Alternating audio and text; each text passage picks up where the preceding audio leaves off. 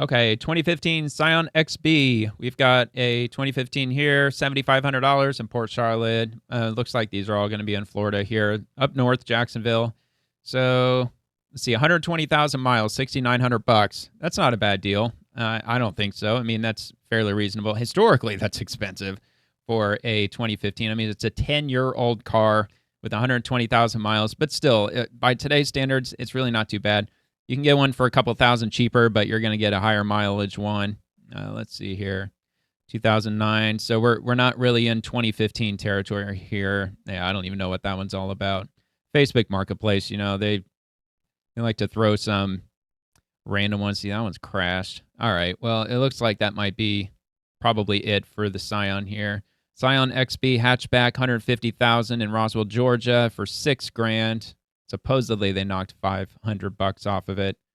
So yeah, that looks like that's about it. So like what, $5,000, maybe $7,000. I mean, 6,900. That one, in my opinion, just looking at the picture, I'm not going to go into the nitty gritty details. I'm just getting a check at the price, the make and model, and how many miles it has. So just assuming that it's good to go, it's ready. You turn the key and you drive right off. Nothing wrong with it.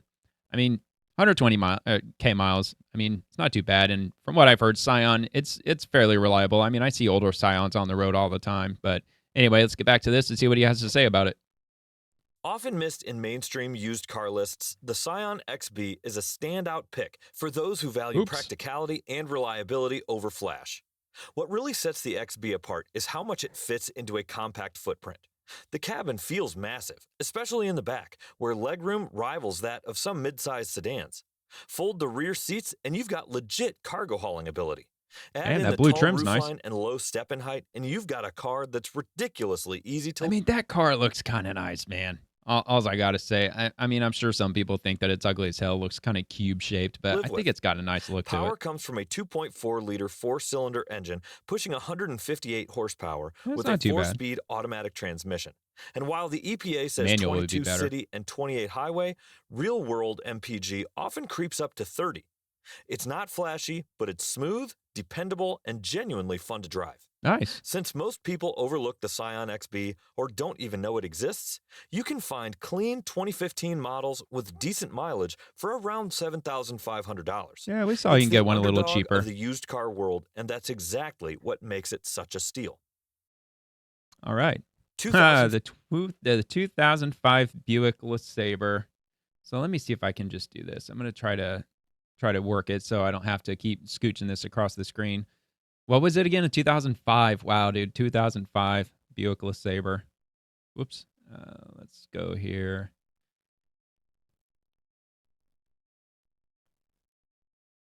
Yeah. Just double checking on the spelling here. This is going to be a tough one to find, I think. But maybe not. Maybe not. Wait a minute. Oh, free my ass. Yeah, all right. Okay, dude. Port Orange, 109,000 miles, 2005 Buick LeSabre custom sedan 4-door for only $2,200. Is that real? Oh, come on, man. $1,300, really? They're going to have me wanting to click on this. $2,500, no mileage on that one. Let's see here, $3,000, 98,000 miles. That's it. I mean, I know Buick, it could be, iffy, but a 2003, it should be pretty reliable, man. That's before they started throwing all this electronic crap in it, but even though Buicks, they did have some electronics in them back in the day, though, too. $2,000. Now that one's a bit high mileage, but at least we know that they're capable of getting that high. At least 231,000 miles, 115K, 88,000 miles for $4,000. I mean, dude, $4,000, not even a $5,000 car, and it's a Buick, so it's going to be comfortable inside, and it's only got 88,000 miles. I mean, just at first glance, that seems like a heck of a decent, pretty good deal. That one, man, like even the headlights are looking nice and clean. That might have even possibly been garage kept. $6,000, 52,000 miles. I can't believe there's that many of them on here. That's actually kind of shocking to me. I didn't think that I'd find hardly any on here. Like maybe one. Let me just see here. So $2,200. I'm just curious about this one. I just want to see. 13 hours ago, 27 highway. All right. 109,000 miles, cold AC passenger side, privately owned, dependable. I mean, according to them, it's ready. It's ready to turn the key and drive right off. Only 2,200 bucks. It's got me wanting to look for one of these things, man. 3 grand, 98,000 miles. Yeah, man, he wasn't kidding. 98,000 miles, runs and drives well. Might need a mass airflow sensor. Oh, that's super easy. It'll take like 5 minutes. Not even that, probably. The price is below KBB. I will not accept low balls. Port St. Lucie. Hell yeah, man. And being a Florida car, you're not going to have to worry about rust. At least not underneath you won't. So not too bad at all, man. Let's see what he has to say about that. Buick Lesabre. Now that we know how cheap they can be. If you just need to get from point A to point B reliably, comfortably, and without attracting attention, or draining your wallet, the 2005 Buick Lesabre is one of the smartest buys out there. In today's tough economy, it's a no-nonsense, full-size sedan that quietly delivers everything you need and it's nothing a sedan. you don't. What makes the Lesabre special is its ride quality. It floats over bumps like only a big Buick can. I bet it does. Yeah, man. It's an early 2000s Buick. Seating. Inside, you get a wide bench-style front seat, room for 6 passengers, and a massive trunk. Yep. Under the hood sits the legendary 3.8-liter V6 engine, one of GM's most reliable V6s, but it makes 205 horsepower and pairs with a smooth-shifting 4-speed automatic. Known for lasting well beyond 300,000 miles with basic maintenance, this engine is a major reason why so many Lesabres are still on the road today. Fuel economy is surprisingly solid for a full-size car. Yeah, what did they say, 27? 29 miles per gallon on the highway. All right. You can get a clean 2005 model for under $5,000 with no competing buyers. You can even get some for even half of that. 2013 Mazda 6. 2013 Mazda 6. The 2013 Mazda 6. This one's probably going to be decent. I would go probably 6,000-7,000 maybe. Mazda 6. There is the Mazda 3s also, which might be a little bit cheaper.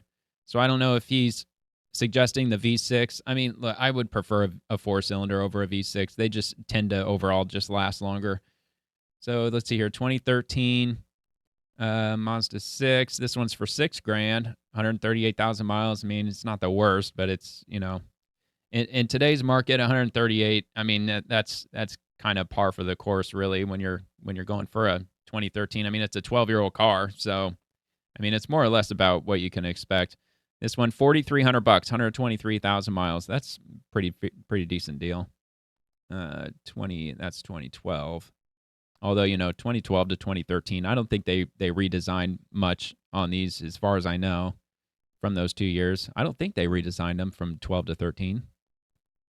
Well, they definitely did here from 2013 to 2015. So let's see, 2013. Yeah, about $6 grand, about 4 or 5, 6,000, right around that ballpark. 2010, 2013. I mean, they're all reasonably priced, and Mazda's will last a while. My first car was a Mazda. It was a 1989 Mazda 323 hatchback. All right, let's see what he says. For drivers who want a midsize sedan that's more than just basic transportation, the 2013 Mazda 6 strikes an ideal balance between value, driving dynamics, and long-term reliability. It's one of those rare budget-friendly cars that doesn't feel like a compromise behind the wheel. Unlike some of its duller rivals, the Mazda 6 offers sharp steering, responsive handling, and a refined ride. It's powered by a 2.5-liter 4-cylinder engine, producing 170 horsepower, mated to a smooth 5-speed automatic or a 6-speed manual, depending on the trim. Yeah, gotta go with the manual. Acceleration is respectable, and owners report a fuel economy of 26 miles per gallon. Inside, the cabin is straightforward but well-built, with supportive seating and a spacious layout that comfortably fits 5 adults. The 2013 model represents the final year of the second generation, which means it benefits from years of fine-tuning while avoiding the higher price tags of newer redesigns. So they did redesign it from 13 to 14. With used prices hovering just below $8,000, it's an underrated choice for anyone who wants a car that's reliable, fun, and far from boring. All right. 2009 to 2010 Pontiac Vibe. 2009, 2010 Pontiac Vibe. Let me start with 2010. I probably won't look up 2009. I'll just stick with 2010 unless there's no search results or anything. 2010 Vibe Sport Wagon 4-door. No shit. Only $3 grand. 124,000 miles. Well, dude, it's the same price for this one. It's a year older, and it's got double the miles almost. I mean, it looks clean, but 200,000 miles. I mean, look, I'm not even going to get started with Pontiacs. I have never been a fan of Pontiac. But still, I mean, $3,000, 2010, 124,000 miles, pretty good deal. Look at that one, 300,000 miles. Wow, man. 94K miles for $4,500. Looks like it's got some decent room. Yeah, not too bad. $3,000, $4,000, 4,600. Now it's older, 2006. Well, it's got a lot of miles though. I mean, if I'm shopping for a car, I might buy one that's over 150K, but for me, I would just take a hard pass if it's got over 200,000 miles. That's just me. I mean, even with the original owner.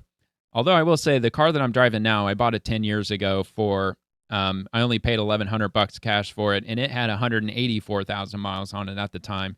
I've put about 55,000 miles on it since I've had it over 10 years, and it runs amazing. But it's going to be a pretty difficult car to find, but they're still around. They're just not very common. But anyway, yeah, so what, 3,000, 4,000, right around that ballpark? The Pontiac Vibe is one of those cars that benefits from being misunderstood. While it carries a Pontiac badge, it's built on the same platform as the Toyota Matrix and shares nearly all of its mechanical components. I did not know that. Including the engine and transmission. That means Toyota-level reliability wrapped in a body most buyers overlook. Okay, Under the hood, base now I'm models sold. feature a 1.8-liter four-cylinder engine Great paired gas with mileage. either a 5-speed manual or 4-speed automatic, delivering excellent fuel economy, up to 32 miles per gallon on the highway. Higher trims offer a 2.4-liter engine for a bit more power, still with Toyota-grade durability.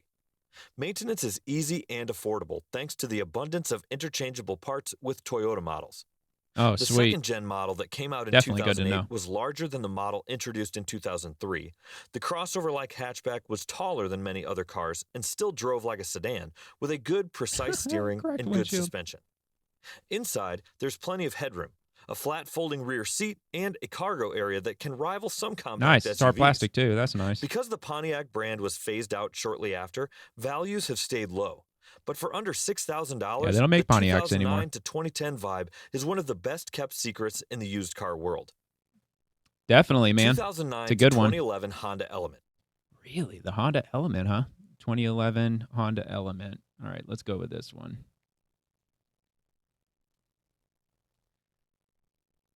2009.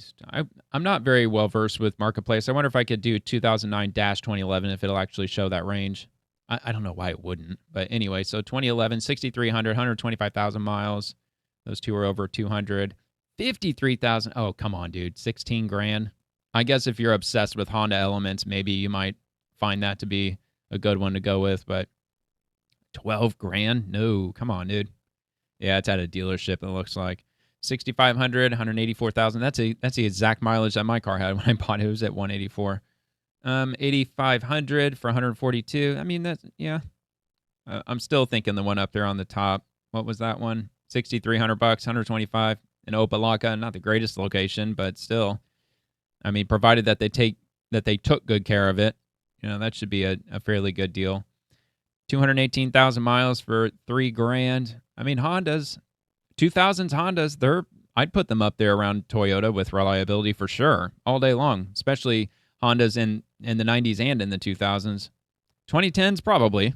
I mean, maybe even up to this day, I would say Honda's probably on par with Toyota with reliability. So, yeah, there's some decent prices. I mean, they do get a bit, see, that's a little crazy. The 200,000 miles for almost, over $9,000. I know we're kind of getting all over the place as far as the year goes. A lot of these are getting into the mid-2000s. And, of course, naturally the mileage is going to tend to be higher when you start getting into the mid-2000s. Man, that plastic, it fades badly.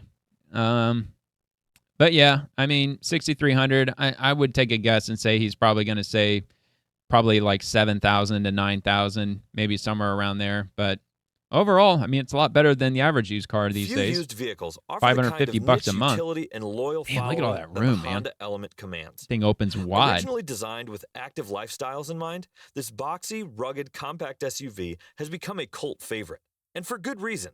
Powered by Honda's bulletproof 2.4-liter four-cylinder K24 engine, the Element delivers 166 horsepower and is paired with a 5-speed automatic transmission.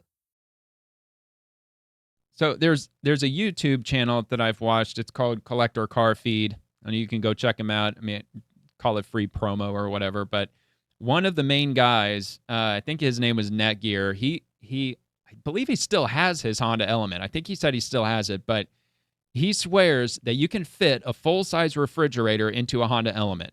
He said that, and you can close the doors. I don't think nobody who does this podcast with them, nobody believes them, and they say it's convenient that he just doesn't have a picture of when he moved his refrigerator, but he swears up and down that a full-size refrigerator will fit into a Honda Element. So I just figured I'd put that out there, that when it comes to packing it up full of stuff, apparently it's got more room in it than it may appear. Both front-wheel and all-wheel drive versions are available, and fuel economy averages around 22 to 25 miles per gallon combined. It's a simple, reliable setup known to easily cross the 300,000-mile mark with routine maintenance. Where the Element really stands out is in its interior flexibility. The rear seats fold up or come out entirely. The floor is flat and rubberized, and everything inside is designed to be durable and easy to clean. It's ideal for pet owners or anyone who needs a mobile utility space that doesn't feel cramped. Because Honda discontinued it after 2011, demand has remained strong. But clean examples from the final model years can still be found around 10 grand. 10 grand, there you go. Before we move on to the next car. I mean, yeah, 10 grand, that's probably about, probably what you would expect. But I didn't know that they quit making those. I still see Honda Elements all over the place. If you're getting any value from this video, please give it a like. Please like and subscribe. 2004 subscribe to this channel. Why not? Lincoln LS. So far, I'm loving this. 2004 to 2006 Lincoln LS. Let's check this out. 2006 Lincoln LS. And you know what? Just for the hell of it, I'm going to see if it'll actually return that range. I don't know why it wouldn't. Yeah, here we go. 2004, 5, and 6. Yeah, it actually does. That's good to know. Well, there is a 2000 that's snuck in there. So, wait, did that say 75,000 miles? A 2000 Lincoln LS Sport sedan, $4,800 with only 75,000 miles. Yeah, that's tempting. All right, so 2005, 158,000 miles, $3,200, and this is a Lincoln, man. Lincolns are known to be really comfortable, aren't they? Like a almost luxury level. 2004, almost 200K. Yeah. No, that can't be real. That cannot be real. 866,000 miles. I'm calling BS. He better have the odometer in here, trying to show us a number like that. I mean, why would he put that in there if it didn't actually have that mileage? I mean, that does not help with the sale. Driven 866,000 miles. No way! It does. Oh my God. That might be the highest mileage vehicle that I've probably ever seen, ever, except for that Toyota commercial where they advertised that vehicle that reached 1 million miles and it was still driving. I don't think I have ever seen a vehicle with 850. Oh, wait, hold on. 85,000. Oh, there's a decimal. Oh, come on, dude. Damn, dude, you got my hopes up so much, too. And I mean, it doesn't even match. 866, 721, it's not even close. Oh, man, that's such a letdown. But still, okay, all right, so erase everything that I said over the last 30 seconds. Man, what a letdown. So, given all that, and it's in my area, it's in Tampa, $2,500, 85,000 miles. You know, there is a decimal point there. 85,000 miles for $2,500, a Lincoln LS. That is not a bad deal. That's actually a really good deal for $2,500. I mean, what's wrong with it? They don't have anything. Lincoln LS, 86K. Why the hell would... You know what? I know why he did that, because it'll get somebody clicking on it. All right. Clever marketing. Because everybody's like, wait a minute, that can't be real. There's no way. I got to click on this and check it out. And then when you go and you check it out, you're like, oh, wait a minute, it's only 86,000 miles? They only want $2,500. Yeah, that was actually That was like, 3D or 4D chess marketing here. 500 IQ. Clean title. No significant damage. It'd be nice if he added some decent description to it. But, man, oh, man, $2,500. All right, man, let's go. 100,000 miles, only $2,500. Dude, no shit, man. 2006. Now that I've seen those, there's no way I'd pay $4,800 for one now. $2,500, 137. That's still a reasonable mileage for its age, man. 123. That's 2005. Yeah, $12. Okay, yeah, right.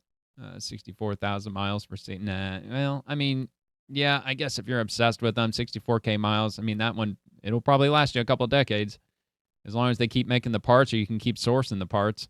98,000 miles for $2,800. What?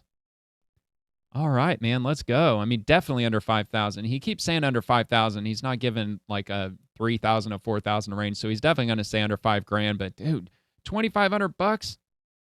Let's freaking go, man. Is a rare find in the cash used car cars, world. man. They could be a had. Luxury sedan with rear-wheel drive, solid power, and all a kinds of good deals out there. engaging driving experience. I'm really surprised, to be honest. Once positioned as Lincoln's answer to European sports sedans, the LS never quite caught mainstream traction, which only adds to its hidden gem appeal today. I'll say. 2 engine options were available, a 3.0-liter V6 and a more powerful V8, 3.9-liter V8. I was just about to say that. The V6 delivers decent performance, but the V8 I might have to go with the V8. Really shines, especially when V8s, paired with the I think they last longer than V6s It too. offers smooth acceleration and a balanced chassis that feels planted and composed in corners, more in line with a BMW 5 Series than your typical Well, Lincoln. all right. Inside, you'll find classic early 2000s luxury, leather seats, real wood trim, and a surprisingly refined cabin. The ride strikes a good balance between comfort and sport, and the I like that red and has black. aged better than most of its peers. You don't see many of these on the road anymore, but if you know what you're looking for, well-kept examples can be had in the $4,000 to $6,000 range. Even For less those who than want that. a forgotten luxury sedan with real driving credentials, the Lincoln LS is a smart, underrated pick. Absolutely. That honestly blew me away. 2009 Subaru Legacy. Ooh, that one might be a bit more pricey. 2007 to 2009 Subaru Legacy.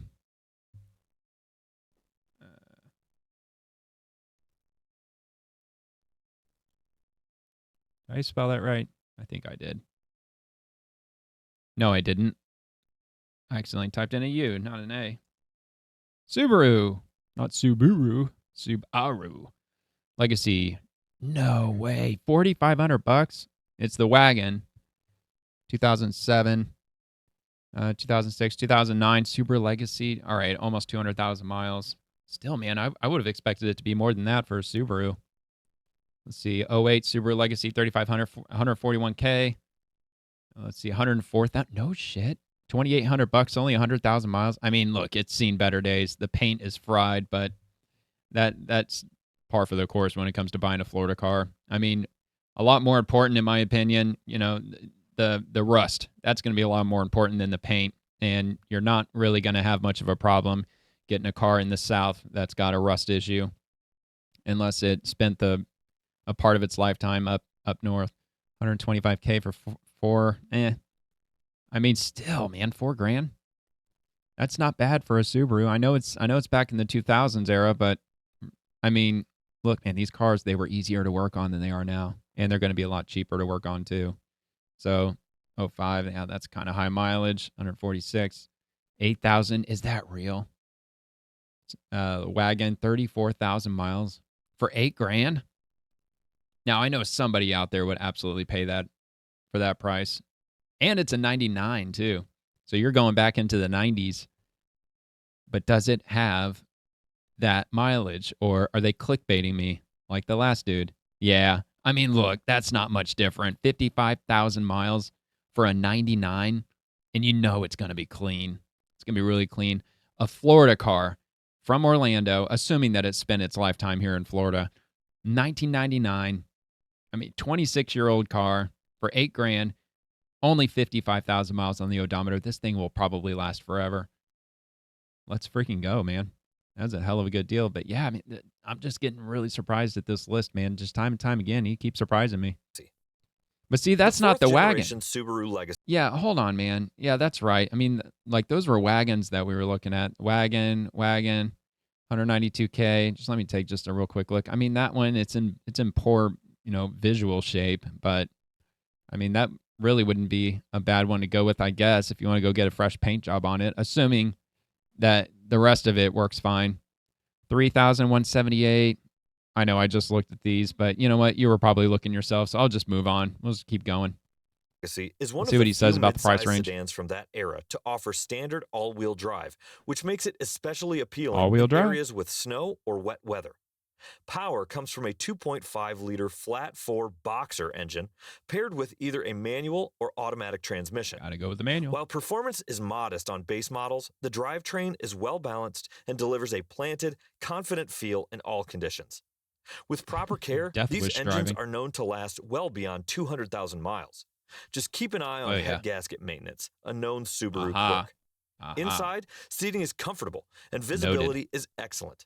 The exterior styling has also aged surprisingly well, especially in limited and GT trims. Because it tends to fly under the radar, the 2007 to 2009 Legacy often slips by unnoticed in the used market. But with prices hovering around $4,000 to $6,000, it's one of the few all-wheel drive sedans that delivers real value without sacrificing reliability. 4 to 6 grand. 2016 to 20. Dude, talk about a typo. 2016 to 2019 Chevy Volt. That's an EV, isn't it? 2016 to 19. Chevy Volt. Oh, not heavy. Chevy. Uh-oh. What's going on here? It's not letting me go back. All right, Chevy Volt. Volt. 130K, 3,500. Oh, let's go back up. Here we go. 2017, 7 grand, 6 grand, 155. 4 grand. 2013, only 113,000 113,000 miles. But these are electric, aren't they? Or are they hybrids? I thought they were electric. Yeah, they're electric, aren't they? I mean, I'm just going to assume that they are because I think they are. 12.5, 5,900, 93,000 miles. But see, the issue, if it's an electric, you're going to start heading into battery replacement territory at a certain point. So I would definitely keep that in mind. That's probably why I would never consider. I mean, I'm never going to get an EV regardless because I prefer. I have to have a manual. I've always driven a manual, and you can't have one of those with an EV.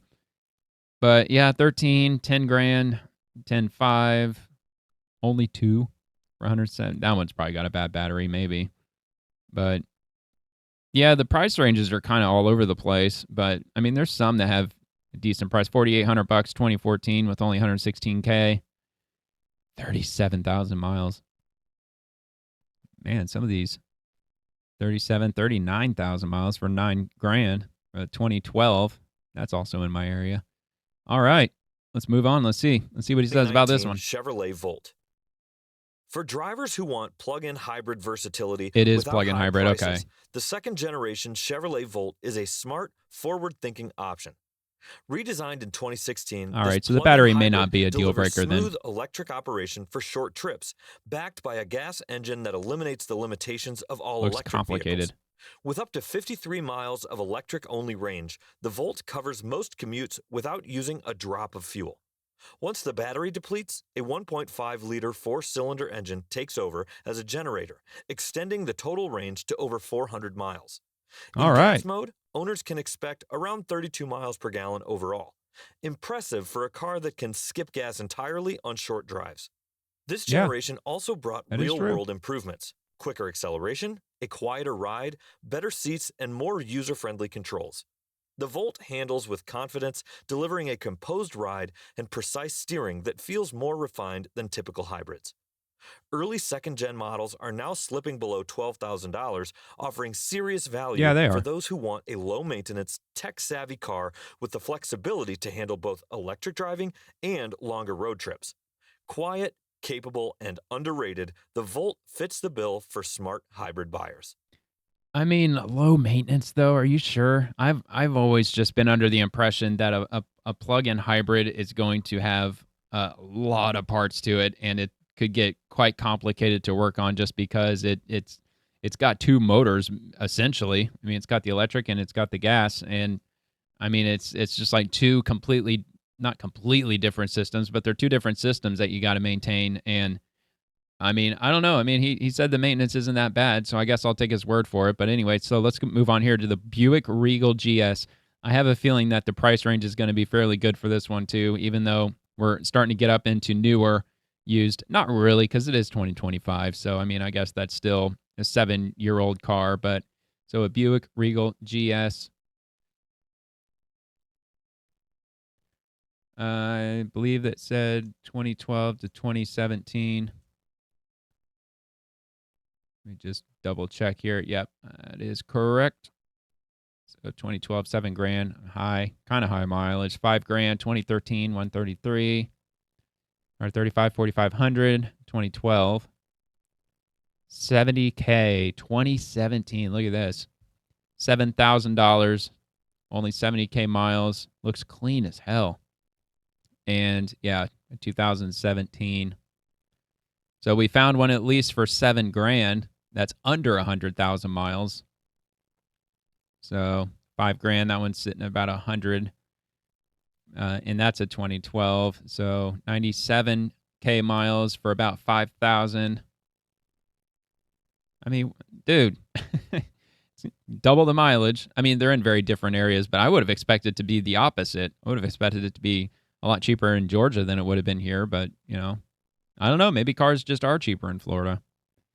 But anyway, so 135, a dealership, 4,000. So yeah, 4, 5, 6,000. Not too bad at all, really. Really not that bad at all. 2017 Buick Regal GS. This isn't your grandmother's hand-me-down Buick Regal. The fifth generation of this legendary domestic nameplate, sold from 2012 to 2017, marked a sharp departure from Buick's comfort-first reputation.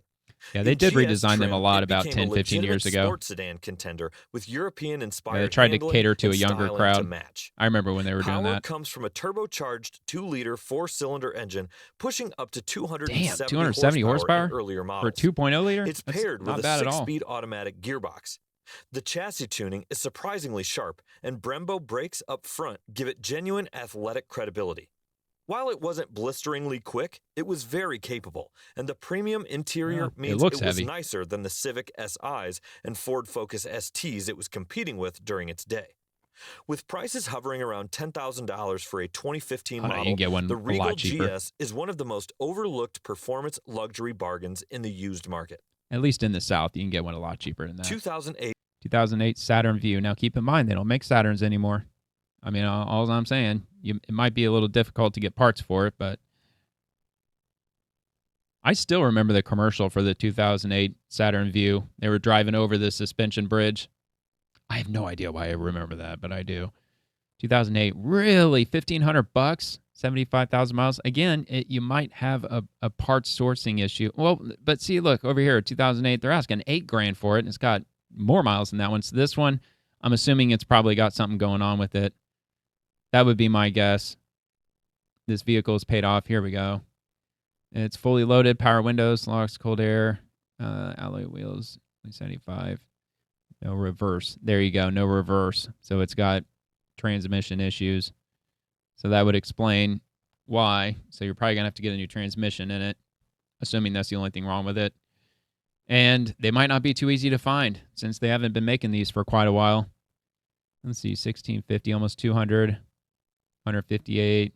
I mean, there's something that's got to be wrong with that one too, right? 158 for only $1,000. Something's got to be wrong with this one. Motor doesn't work. There you have it. I don't know, man. I've never really had a thing for Saturns.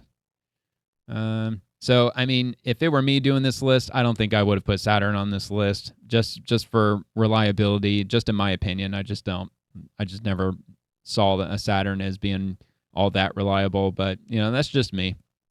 08, 115,000 miles for $3,000. I mean, not too bad, at least not compared to the one up there that was like $8,000. So 152, 2,800, 121 for 2,100, 2,700. So we're consistently around the, roughly around the 3,000 range. 135 or only 1,500. 2006. Looks like it might be at a buy here, pay here lot. That's here in St. Pete. That's really close to where I live. I live in St. Pete area. 135,000. And there's no description. At least, nope, no description. No significant damage or problems. I mean, that sounds like a very good deal. I mean, to me it does. But all right, let's get back to the video Saturn here. View. The 2008 Saturn View is a forgotten compact SUV with more substance than most people realize. Rebuilt from the ground up for this model year, the second-generation View actually shared its platform with the European Opel Antara, giving it a more refined feel than typical GM crossovers of the time. Engine options include a 2.4-liter four-cylinder, a 3.5-liter V6, and even a Honda-sourced 3.6-liter V6 in XR trims. The V6 models offer respectable power, while the four-cylinder versions prioritize fuel economy, with an average MPG in the mid-20s. The View's ride quality is smooth and quiet, and it handles more like a car than a bulky SUV. Inside, the cabin is straightforward but practical, with decent materials and comfortable seating for 5. Cargo space is competitive, and features like available all-wheel drive and stability control make it versatile for all-season use. Because Saturn shut its doors in 2010, the View often gets overlooked in the used market. But if you're looking for a solid commuter SUV or a family-friendly ride on a budget, the 2008 View delivers real value, often available for under $5,000. 2008. It's a good year. 2014 to 2016 Hyundai Genesis.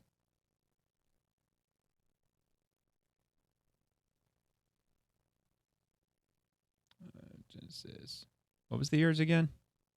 14 to 16.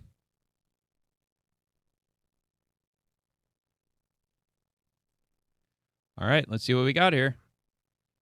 2015, about $7,000, 120K, $9,000, 100K, $10,000, about 100K miles, $12,000, 102,000. That's a 2016.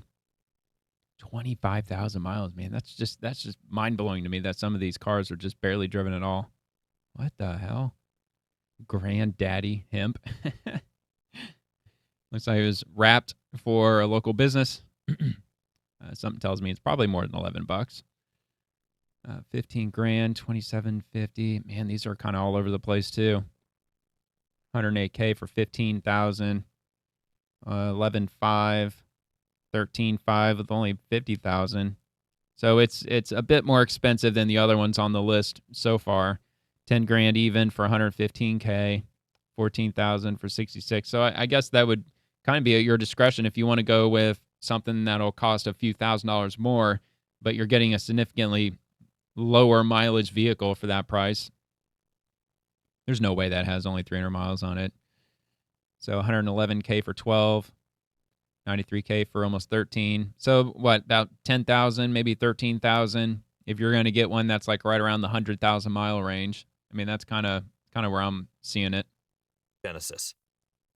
The Hyundai Genesis is one of the best kept secrets in the luxury sedan segment. Before Hyundai spun off Genesis into its own luxury brand, this full-size sedan was already offering premium-level comfort, features, and performance at a much lower price point than its German rivals. Power comes from either a 3.8-liter V6 or a 5.0-liter V8 in the R-Spec model, but decent. The V6 is the one to get. With 333 horsepower and smooth delivery through an 8-speed automatic, it offers the ideal balance of performance, refinement, and fuel efficiency. Rear-wheel drive gives it a solid, composed feel, and the ride quality is exceptionally smooth. Rear-wheel drive. Perfect for daily driving or highway cruising. Dude's Unlike in New Jersey. many Hyundai models from the same era, the Genesis 3.8 has a strong reputation for reliability, especially when well-maintained. There's that oil again. It shares little in common with Hyundai's economy cars and was built to compete in the premium space, both in quality and engineering. Inside, you'll find a refined cabin with soft touch materials, leather upholstery, and features Yeah, like it does look navigation, nice. Bluetooth, and available heated and cooled seats. Even has a With clean analog clock on the 2014 dash models because available everybody needs between one of those. $7,000 and $10,000, Yeah, I mean, it's it's a a little higher luxury than that class from what I experience at saw. a used car price. I mean, Two if you're going to be shopping like 150,000 miles, then yeah, that price range would probably be on par with that. Although it looked like it might have been a little bit higher priced, but even still, comparing the average used car payment today, again, it's $550 a month. That's the average used car payment today. And if you do that over 60 months, I mean, you're talking $33,000. I mean, that is absolutely crazy. And for 72 months, which it seems like more people are going with that option these days than the 60 month, you're talking almost $40,000 for a used car. So even the Hyundai Genesis, even at a 10,000, 13, hell, even a $15,000 price point would still be a much better deal than something that you'd be getting for $550 a month. Of course, you are going to get something older and you are going to get something with some miles on it. But yeah, I mean, a lot of these vehicles on the list, I'm sure he's absolutely right. They're going to be reliable. I mean, Buicks, I'm sure they're perfectly reliable. Toyota, obviously, that goes without saying. Even the Scion, I mean, those are going to be reliable for sure.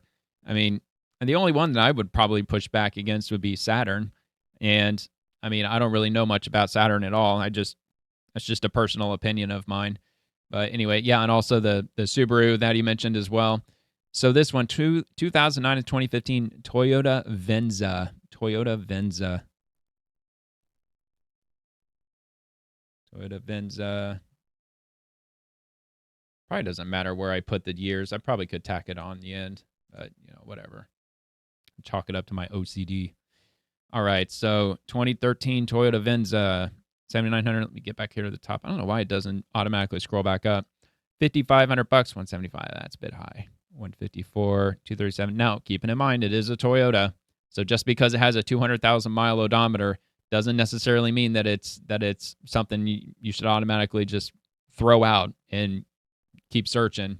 Because, man, these Toyotas, 300,000, 400,000, 500,000. The highest mileage vehicle that I've seen over on a YouTube channel called Car Questions Answered. That's another shout out that you can take with you. The guy Brandon who runs the channel, he goes to car auctions often, and there was a Toyota Sienna that ran through that auction. It was like 5 or 6 times. The seller just did not want to take whatever price they were auctioning it for, and it had 470,000 miles on the odometer, and you couldn't even tell by looking at it. It was really clean. So I'm assuming they finally ended up selling it, but yeah, I mean, these Toyotas, they'll last forever. 174. Here we go. $1,500. There's got to be something wrong with this one. Probably incorrect mileage. Probably another clickbait. That's going to be my wild guess. 1,500 down. There it is. There's the clickbait. 1,500 down payment. So they're gonna sell it for a lot more than that. Oh, 925. That seems high, man. 12.5. 74. Let's see here. 138 for 7,400. That's probably going to be a decent deal, I would imagine. 3456, 150K miles. I don't know what's going on with the hood. I don't know if it's just popped or maybe if it got into a fender bender. 153, 93,000 for 10 grand. 2010. That's in the 2009 to 15 range. 82K for only 3,500. It's not too bad at all. It's actually a really good deal for a Toyota. A 2000s Toyota. It'll probably be relatively easy to work on too, and fairly cheap to fix, I would imagine. So yeah, they're sort of, I don't know if I'd say they're all over the place, but looks like you can find one for 3,000 to 4,000, or you can go all the way up to like 10 grand and find one that's probably going to be in really good shape. I mean, that one's probably in amazing shape. 76,000 miles for 10.5, and it's a 2014, so it's not crazy old. 11 years old. 2009 Miami for 47K miles. Again, sounds like quite a reasonable deal. That's definitely going to be a down payment one. So yeah, All right. Well, let's head back to the video and see what he says. 2009 to 2015 Toyota Venza.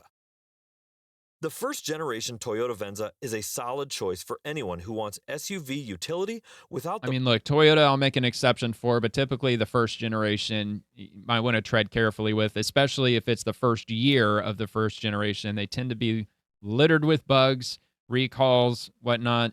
You know, it's not had any real world experience on the road, racking up miles from everyday drivers. So that's why I personally would tend to stay away from a first generation vehicle, especially the first year of the first generation, maybe even the second year too. I mean, if I'm going to go with the first gen, it would probably have to be probably the third year of its manufacturing, just to make sure that it's got the majority of the bugs out of it, you know, by that time. But even still, I mean, first generation, even the third year that they're producing them, the higher mileage ones that are out on the road they're not going to be averaging anywhere near 100,000 miles. So it's not really proven its longevity if it's a first generation and they've only been making them for about 3 years. But that's just my own personal opinion. I mean, everybody's got their own opinion. the bulk and sedan comfort without the cramped feel. Somewhere between a wagon and a crossover, the Venza blends the best of both worlds in a way that just works, especially for families and commuters alike. Buyers had a choice between a 2.7-liter four-cylinder or a more powerful 3.5-liter V6. Both engines are known for their durability, but the V6 delivers stronger passing power and doesn't sacrifice much in fuel economy. Front-wheel drive came standard, while all-wheel drive was available across trims, making it a capable option for all-weather driving. Inside, the Venza impresses with a roomy cabin, high seating position, and a low step-in height. Perfect for older passengers or loading kids and cargo. The interior layout is straightforward, with high-quality materials and a quiet, comfortable ride. True to Toyota form, reliability is a strong point. These vehicles routinely cross 300,000 miles with minimal trouble. Since most buyers flock to RAV4s and Highlanders, the Venza often gets overlooked, making it a smart, lower-cost alternative that still checks all the right boxes. And Yeah. there you have I it. mean, can't go wrong with the Toyota unless you get a Toyota Tundra from, what was that year? Was it 2024? Possibly 2022, maybe. They did a pretty massive recall with the Toyota Tundras. I think it was a 2024. There was something like 50 or maybe 100,000. No, I think it's 50,000 Toyota Tundras that had faulty engines because they didn't clean the metal shavings out of the engines after they drilled all the holes into the engine block. They didn't clean them out properly, and something like 50,000 of them were manufactured that had metal shavings in them, and it was causing pretty significant engine problems, which was that was a big stain on Toyota's reputation, very much so, especially with their pickup trucks, which are known to be very reliable and have a very long lifespan. But anyway, yeah, that's the video. Definitely overall, like some really good makes and models to take with you. I mean, we went through them all, and they're all really reasonably priced. I mean, the vast majority of them were well under $10,000. And I mean, I think that was one hell of a good list. That really took me by surprise, at least a few of those. So if you're in the market to buy a used car, and it doesn't even necessarily have to be an older used car, what I would consider to be an older used car would probably be mid-2000s and prior. But you can get late 2000s, early 2010s, and still spend well under $10,000, which is cash car territory. I mean, I know it's not the easiest thing in the world for a lot of people to save up thousands of dollars, and it takes quite a bit of time, but you could even, like, I don't know. I mean, look, it's not easy to recommend just not getting a loan across the board because so many people, it's just the fact of life. Like, you just cannot save up like $7,000 or $5,000. So you may have to go get a loan from somebody. But if you're a member of a local credit union, from what I understand in my experience, credit unions tend to be a little bit better with their percentage or their APRs than a bank would be, because credit unions, they tend to be not for profit as far as I understand. So if you're a member of a credit union, I would go in and talk to them, let them know, like ask them, like, do you have to know what kind of car that I'm looking for, or can we just, work out a loan for a dollar amount and then I can go out and look for a car? I believe that they're perfectly fine with that. So if you can go in and ask them, can I get approved for like a $5,000 loan or maybe a $6,000 loan? And if you got decent credit, they may not have a problem with it. And then you can take that dollar amount that that you can get a loan for and go car shopping and just try to find a car within that range. And then you can enjoy an older used car, or, I don't know if I'd say newer used car, but kind of in the middle, late 2000s, early 2010s car. 100,000 miles on the odometer. Some of them didn't even have 100,000. They were less than 100,000 miles on the odometer. And you're going to get a car with very cheap car payments compared to what everybody else is paying. I mean, you're not going to be paying anywhere near $550 a month. Plus, you'll even get it paid off faster. If it's only a $5,000 loan, I mean, you could just get it for like 24 months, and that shouldn't be very difficult at all to do. And you can have the car paid off within a couple of years at the most. Then you can enjoy quite a few years without having to pay any car payments at all. Put that money in the bank and start saving some real money. But anyway, that's all I got. Thank you so much for watching. I hope you enjoyed it. Please like and subscribe. If you want to check out those videos, I've got them in the description. If you don't want to hear my voice, I'm pausing constantly. So thanks again for watching, and I'll see you later.